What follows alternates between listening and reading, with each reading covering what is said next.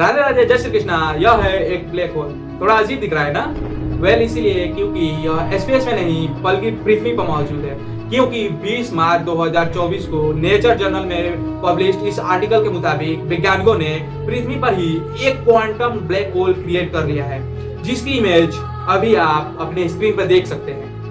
Now shockingly इस black hole के अंदर वह सारी प्रॉपर्टीज मौजूद है जो अंतरिक्ष में मौजूद ब्लैक होल के अंदर होती है। जैसे इनके अंदर वे इनवर्ड फोर्स है, एक इवेंट होराइजन है और इवेंट हॉकिंग रेडिएशन जैसी प्रॉपर्टीज भी है। पर सबसे बड़ा सवाल है कि वैज्ञानिक ने ऐसे पृथ्वी पर ब्लैक होल को कैसे क्रिएट कर लिया और क्या इस क्वांटम ब्लैक होल से पृथ्वी को कोई खतरा है? तो हेलो गाइस, मैं हूं आयुष और चलिए शुरू करते हैं एक और नए एपिसोड को। साल 19 दिसंबर सोवियत यूनियन के वैज्ञानिक प्योत्र काफिसा हीलियम आइसोटोप के क्वांटम प्रॉपर्टी पर स्टडी कर रहे थे। तभी उन्हें एक चौंका देने वाली बात पता चली। उन्होंने देखा कि जब हीलियम को एब्सोल्यूट जीरो पर ठंडा किया जाता है ना, तो उसके सभी क्वांटम पार्टिकल्स एक स्ट्रेंज क्वांटम स्टेट में पहुंच जाते हैं और अजीब तरह से बिहेव करने लगते हैं एंड एक ऐसा लिक्विड फॉर्म करते हैं जो हमारे दुनिया के कोई भी फिजिक्स के नियमों का पालन ही नहीं करता। फॉर एग्जाम्पल इस वीडियो को देखिए, जहाँ एक छोटे कंटेनर में रखे लिक्विड ने अपने आप कंटेनर के दीवारों पर चढ़कर नीचे की ओर गिरने लगा, मानो उसके लिए ग्रेविटी एंड विस्कोसिटी जैसी कोई चीज एग्जिस्ट ही नहीं करती हो। ऐसे ही एक और एक्सपेरिमेंट आप इन फोटोज और वीडियोस में देख सकते हैं, जहां एक बोतल में रखा लिक्विड हीलियम अपने आप ही एक फाउंटेन की तरह ऊपर से नीचे गिर रही है। अब वैज्ञानिकों ने इस मैजिकल बिहेवियर को, क्वांटम फ्लूइड को सुपर फ्लूइड नाम दे दिया। वैज्ञानिकों ने यह सब फेनोमेना को ऑलमोस्ट मैजिकल मान लिया था, पर धीरे धीरे यह समझ पाए कि यह सब मैजिक नहीं बल्कि साइंस है।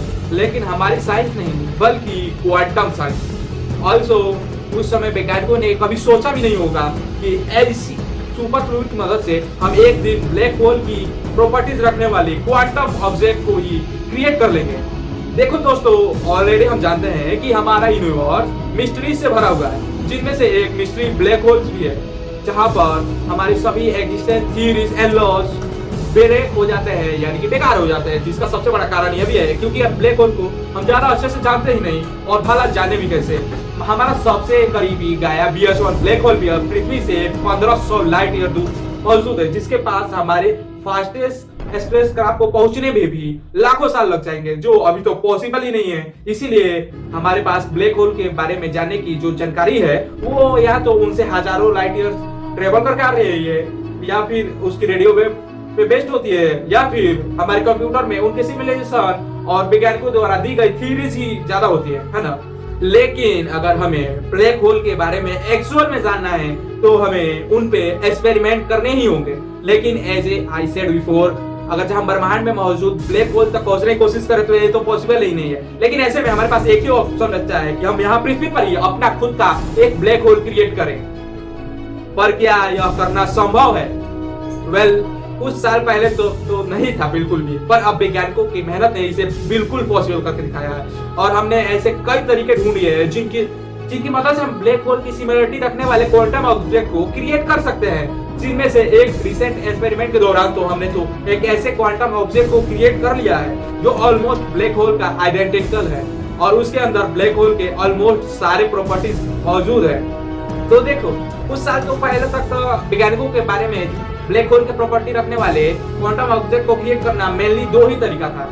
लेकिन रिसेंट फाइंडिंग के बाद अब हमारे पास टोटल 3 तरीके हैं, जिनमें हम ब्लैक होल की तरह electric charge, extreme inward pool और एंगुलर मोमेंटम जैसे सिमिलरिटी रखने वाले क्वांटम ब्लैक होल क्रिएट कर सकते हैं। अब देखो, सबसे पहला तरीका है कि बोस-आइंस्टाइन कंडेंसेशन। यह एक ऐसी क्वांटम स्टेट है जिसमें पार्टिकल को काफी ज्यादा ठंडा करके ऑलमोस्ट एब्सोल्यूट जीरो तक ले जाया जा सकता है, जहां ऐसा क्वांटम फिनोमेना क्रिएट होता है जिसमें सभी पार्टिकल का वेव नेचर जो अलग अलग था वो अब एक साथ मर्ज होने लगते हैं और एक सिंगल बड़ी वेव फॉर्म करते हैं। यानी इस स्टेट में अब सभी क्वांटम पार्टिकल्स मिलकर एक बड़े पार्टिकल की तरह बिहेव करने लगते हैं, जिसे वैज्ञानिकों ने ऑप्टिकल ब्लैक होल नाम दिया है।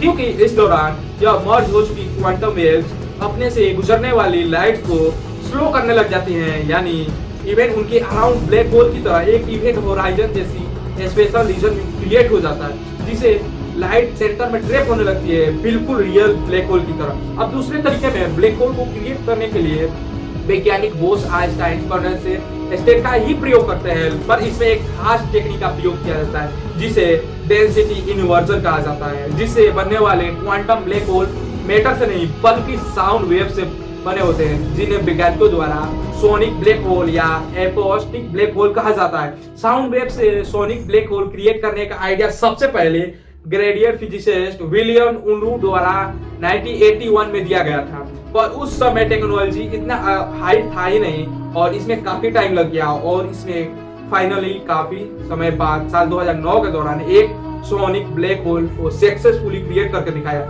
सोनिक ब्लैक होल में खास तरह के क्वांटम फ्लूइड को स्पीड ऑफ साउंड से काफी तेजी से फ्लो किया जाता है, जिससे इसके अराउंड रियल ब्लैक होल की तरह एक event horizon type region create हो जाता है जो आसपास के साउंड वेव को अपने अंदर ट्रैप करने लगता है। एंड इवन इसके इवेंट होराइजन से नियर ब्लैक होल की तरह ही बाहर की तरह एनर्जी लॉस भी दिखने को मिलती है, जिसे हम अपनी थ्योरी में हॉकिंग रेडिएशन कहते हैं। अब कुछ साल पहले तो हम ना इंसानों के पास सोनिक ब्लैक होल ही था और ना ही यूनिवर्स के ब्लैक होल के सबसे करीबी थे, और जो हमें रियल ब्लैक होल के स्पेस टाइम फैब्रिक इफेक्ट और ग्रेविटेशनल फैब्रिक इफेक्ट के बारे में कुछ भी नहीं बताते थे। यानी कि अभी भी हमें एक ऐसी तकनीक की जरूरत थी जिसमें हम पृथ्वी पर ब्लैक होल से सबसे ज्यादा सिमिलरिटी रखने वाले ऑब्जेक्ट को क्रिएट कर सके जो ऑलमोस्ट स्पेस में मौजूद रियल ब्लैक होल के आइडेंटिकल हो।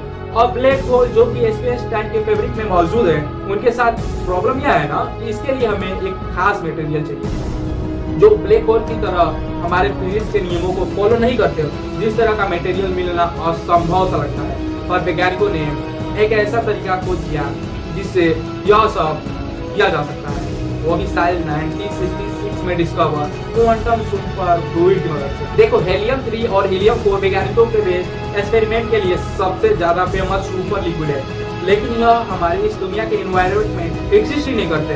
इन्हें क्रिएट करने के लिए पहले हमें क्वांटम एनवायरनमेंट को क्रिएट करना होगा, जिसके लिए हमें -271 डिग्री सेल्सियस टेम्परेचर चाहिए, जिसमें हीलियम का यह आइसोटोप लिक्विड फॉर्म में आ जाता है। अब उनमें क्वांटम स्टेट को ब्रेक ना किया जाए तो यह अपने आप का स्ट्रेंथ फेनोमेना को शो करने लगते हैं। और एग्जांपल, जहां नॉर्मल फ्लूइड में हमें कई क्वालिटीज जैसे ग्रेविटी और खिंचाव, सरफेस टेंशन, फ्रिक्शन देखने को मिलती है, लेकिन वहीं सुपर फ्लूइड की बात करें तो उनकी स्पेशलिटी यह है उनमें इनमें से कोई भी प्रॉपर्टी नहीं, यानी उन पे कोई फिजिक्स का रूल लागू ही नहीं होता।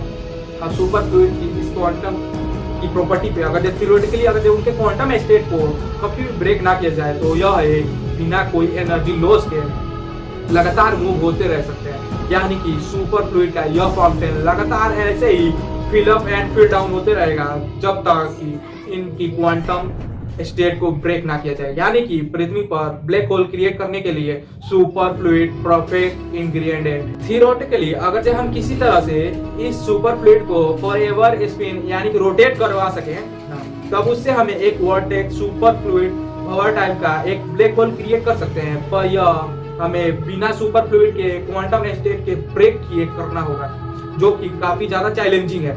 Recently university of northing researcher की टीम ने यह खास तरीका खोज निकाला जिसमें सुपर फ्लूइड को बिना उसके क्वांटम स्टेट के ब्रेक किए स्पिन किया जा सके। वह तरीका था उस कंटेनर को ही रोटेट किया जाए जिसमें वह पूरा सुपर फ्लूइड रखा हो। पर जब वैज्ञानिकों ने इस तरीके को अपनाया तो शुरुआत में तो उन्हें किसी भी तरह की कोई वॉर्टेक्स देखने को ही नहीं मिला, क्योंकि सुपर फ्लूइड की अपनी प्रॉपर्टी के कारण ही उसका बीकर के से कोई फ्रिक्शन कांटेक्ट ही नहीं था। लेकिन धीरे धीरे जब स्पीड इंक्रीज की गई तब यह एक पॉइंट ऑफ टाइम यहाँ पे एक ऐसा आया जहाँ पे क्रिटिकल एंगुलर वेलोसिटी इतनी ज्यादा हो गई कि सुपर फ्लूइड में भी इफेक्ट दिखने लगा। पर इसमें सुपर फ्लूइड के अंदर कोई एक वॉर्टेक्स नहीं बल्कि कई छोटे छोटे वॉर्टेक्स बन गए। जैसा कि आप अभी देख रहे हैं, सुपर फ्लूइड के छोटे छोटे वारों को वॉर्टेक्स को गौर से देखें तो वैज्ञानिकों ने यह देखा कि यह सभी ब्रह्मांड के सभी रियल माइक्रो ब्लैक होल की प्रॉपर्टी रखते हैं। यानी कि इस समय तक साइंटिस्ट सुपर फ्लूइड की मदद से लैब में ब्लैक होल की सिमिलरिटी रखने वाले क्लोजेस्ट ऑब्जेक्ट को क्रिएट कर चुके थे। पर यहाँ पर भी एक प्रॉब्लम थी कि यह सभी स्मॉल वॉर्टेक्स काफी अनस्टेबल थे, जो केवल एक सर्टेन स्टेट सर्टेन स्पिन में ही एग्जिस्ट करते थे। ऊपर से इनका साइज इतना छोटा था कि इनके स्टडी कर पाना ही काफी ज्यादा मुश्किल या यूं कहें कि ऑलमोस्ट इम्पॉसिबल था।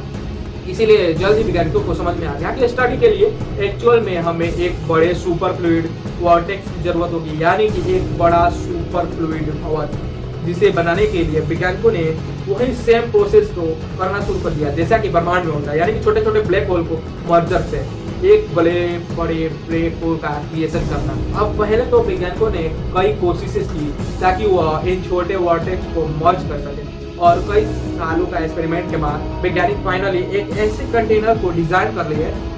अब अभी उसी डिवाइस को पिक्चर में देख रहे हैं, जो एक सर्टेन फ्रीक्वेंसी पर रोटेट करने पे एक सुपर फ्लूइड क्रिएट होने वाले सभी छोटे छोटे और ब्लैक होल आपस में मर्ज होने लगते हैं और एक बड़े वॉर्टेक्स ब्लैक होल का क्रिएशन करते हैं। जो वॉर्टेक्स अभी जो माइक्रोमीटर्स का ही होगा, लेकिन फिर भी यह इतना बड़ा है कि इस पे वैज्ञानिक स्टडी कर सके, जिसकी स्टडी में वैज्ञानिकों को ब्लैक होल को बारे में तो कई इंपॉर्टेंट बातें पता चली। तो देखिए, वैज्ञानिकों ने तो इस वॉर्टेक्स के ब्लैक होल में कई एक्सट्रीमली इंटरेस्टिंग इफेक्ट देखे।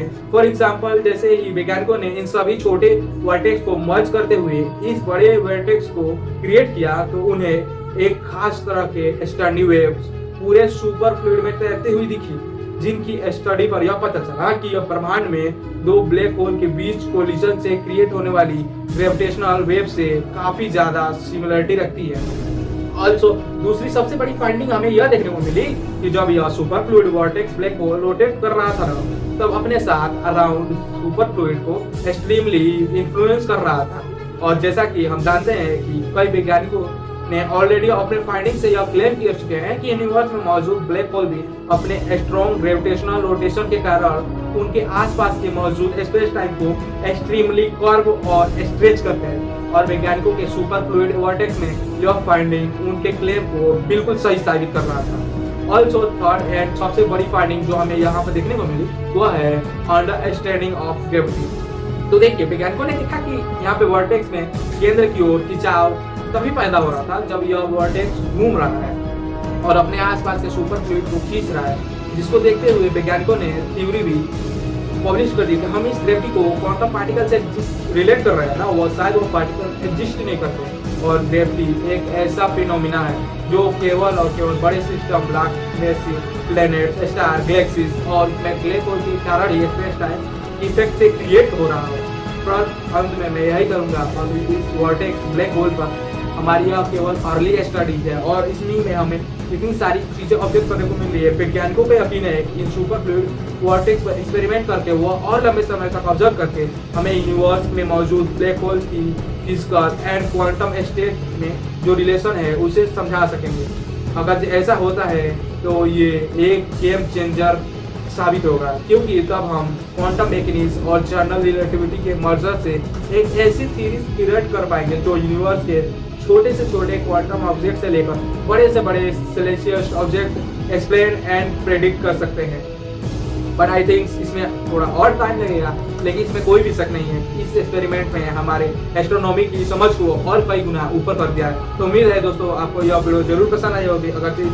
अगर कुछ भी नया सीखने को मिला तो वीडियो को लाइक कीजिए और चैनल को सब्सक्राइब कीजिए। तब तक के लिए राधे राधे, जय श्री कृष्णा।